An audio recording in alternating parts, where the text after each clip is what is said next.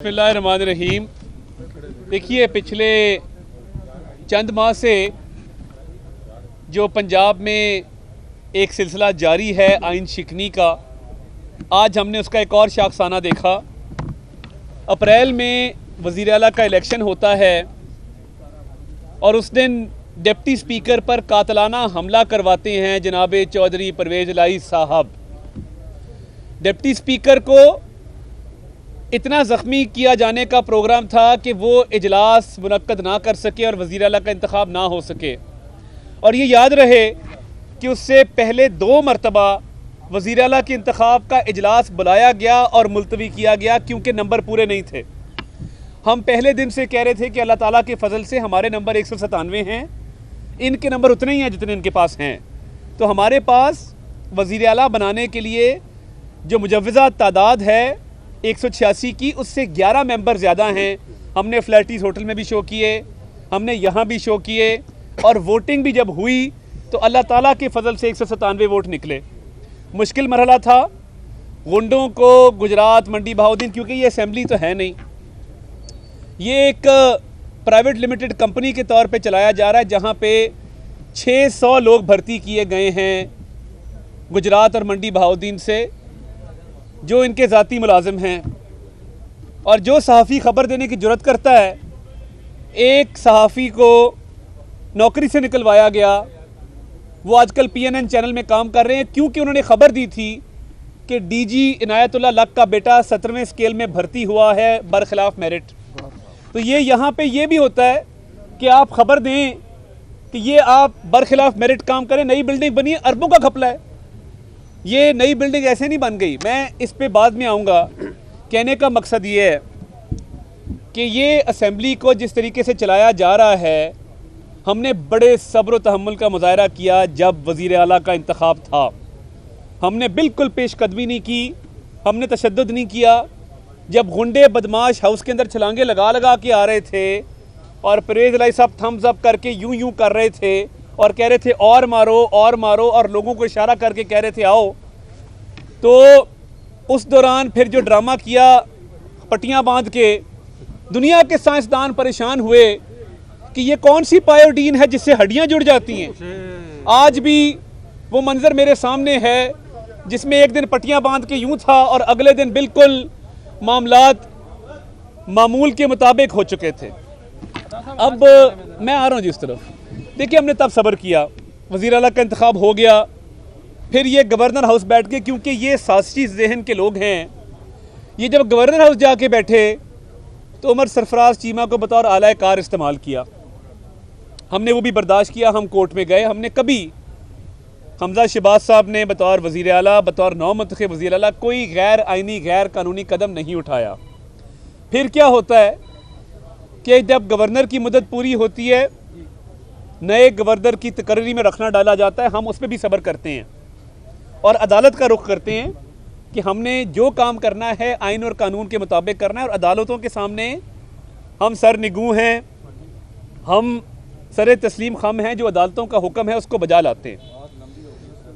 तो क्योंकि मामला भी लंबा है, हम भी थके हैं, आप भी थके हैं, रात का ये पहर है, जब 11:35 हो चुके हैं, सुबह 9 बजे से आए हैं, पता नहीं खाना भी किसी ने खाया है कि नहीं, वो मैं आपके जज्बात को समझता हूँ। कुछ ने खाया, कुछ नहीं, मैं कंप्लीट कर लूँ। अच्छा, अब जब आगे बढ़ते हैं तो हमने बजट का इजलास तलब किया आइन और कानून के मुताबिक। और आज क्या एजेंडा था जिसको रोका गया है? मैं पाकिस्तान के पंजाब के एक मज़दूर, एक किसान, एक दिहाड़ीदार, एक नौकरी पेशा से ये कहना चाहता हूँ कि आज एजेंडा ये था कि हम डेली वेजर को, जो दिहाड़ीदार है, उसका माहाना जो उजरत है उसको 20,000 से 25,000 करने जा रहे थे। ये एजेंडा था। जो तनख्वाहदार तबका है, जो सरकारी मुलाजमीन हैं, उनकी तनख्वाहों में 30% इजाफा करने जा रहे थे, 15% इजाफा और 15% अलाउंस। हम सोलर ट्यूबवेल्स की बात करने जा रहे थे, हम सस्ते आटे की बात करने जा रहे थे, सस्ते घी की बात करने जा रहे थे। मगर आज जो हुआ है, मुझे जब इन्होंने कहा कि बाहर चले जाओ, अब मैंने आईने पाकिस्तान के तहत हल्फ लिया है वज़ीर का, राजा बशारत साहब भी बतौर वज़ीर इसी कैपेसिटी में इस हाउस में 2002 में बैठे, राना सनाउल्लाह खान भी इसी कैपेसिटी में बैठे, मियाँ मुज्तबा शुजाउर रहमान भी इसी कैपेसिटी में बैठे, मिफ्ता इस्माइल ने फेडरल बजट पेश किया इसी कैपेसिटी में, बाबर रवान साहब आज भी बैठते थे बतौर एडवाइज़र इसी कैपेसिटी में बैठते थे। मैं तो फिर भी वज़ीर हूँ। शौकत तरीन साहब ने जब बजट पेश किया कैसे किया, मैं चाहता तो मैं अड़ सकता था कि मैं अड़ जाता कि जी मैं नहीं जाना, मगर मेरी तरबियत मेरे बड़ों ने बहुत और तरह से की है। मेरा जिस घराने से ताल्लुक़ है उसमें दूर दूर तक कभी करप्शन का शायबा नहीं रहा। तो मैंने आज पाकिस्तान की खातिर, पंजाब की खातिर ये बेहतर जाना कि मैं अपनी अना को आड़े ना आने दूं। परवेज़ इलाही साहब की अना बहुत बड़ी, अल्लाह उनको मुबारक करे।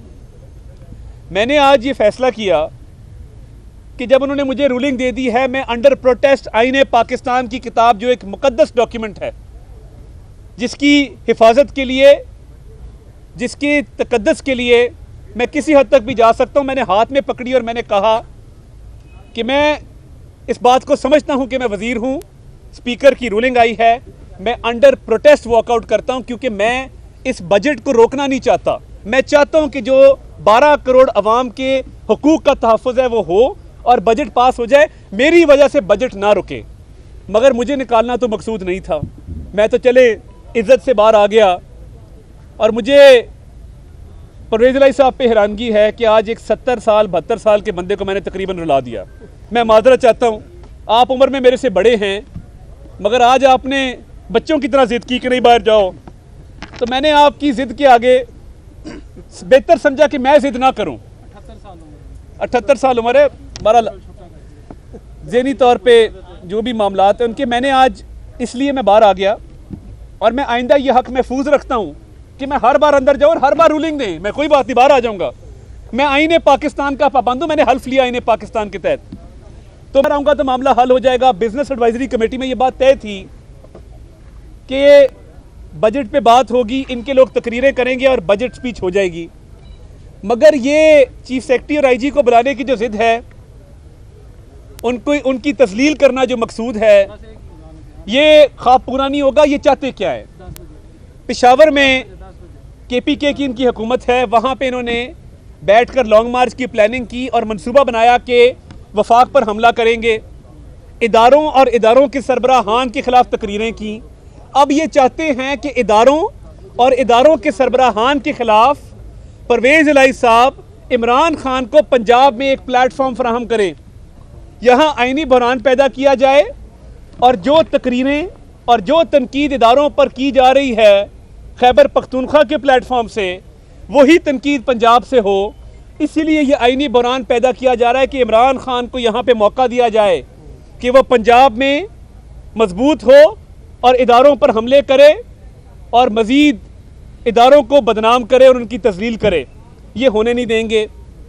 हमारा IG, हमारा चीफ सेक्रेटरी, वो दोनों ऑनेस्ट अपराइट अफसरान हैं, दोनों आइन और कानून के पाबंद हैं और उनको यहाँ बुलाकर उनकी तस्लील नहीं होने देंगे। ये बात तय है। ये चाहते हैं कि उनको बुला के उनके बहाने से बजट को रोका जाए। हम आपके तमाम मंसूबों को जानते हैं। हम ये जानते हैं कि आप पुलिस का मोराल डाउन करना चाहते हैं।